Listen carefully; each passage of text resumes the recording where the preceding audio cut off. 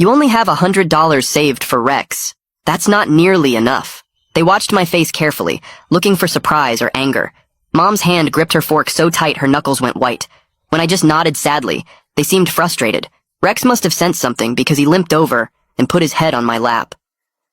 The silence stretched so long I could hear everyone's breathing. That night, I heard them planning outside my door. Tomorrow night we'll test him one more time. Go straight for the dog. The next evening at 10 p.m., they stood outside my room. Then I heard them walk over to where Rex slept by my bed. Look at this pathetic mutt, Dad said loudly. Can barely walk. Probably won't last another month anyway. Mom added, waste of money even trying to save him. Should have gotten rid of him years ago. I stayed perfectly still, but my whole body was shaking with rage. Then Dad did something that broke me.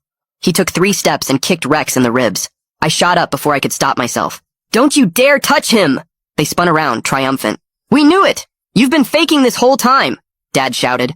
The room exploded with months of deception on both sides.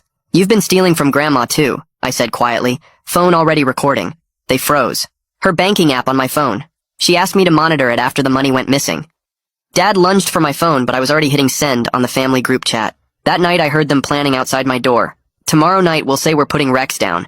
If he doesn't react, he's really asleep. The next evening at 10 p.m., they stood outside my room.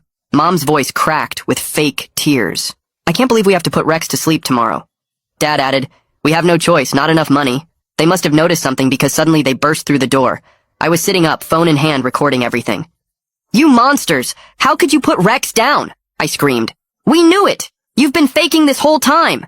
Dad shouted back. The room exploded with months of deception on both sides. You've been stealing from Grandma too, I said quietly. They froze. Her banking app on my phone. She asked me to monitor it after the money went missing. Dad lunged for my phone, but I was already hitting send on the family group chat.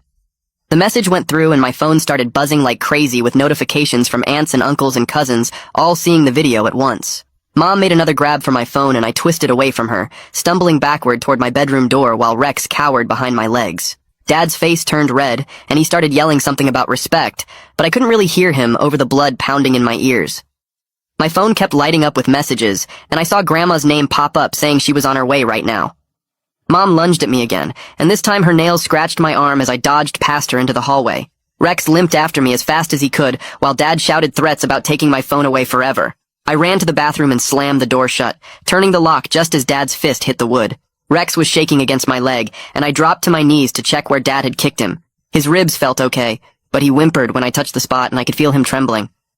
Through the door, I could hear Mom on her phone, her voice high and panicked as she tried to explain to someone that it wasn't what it looked like.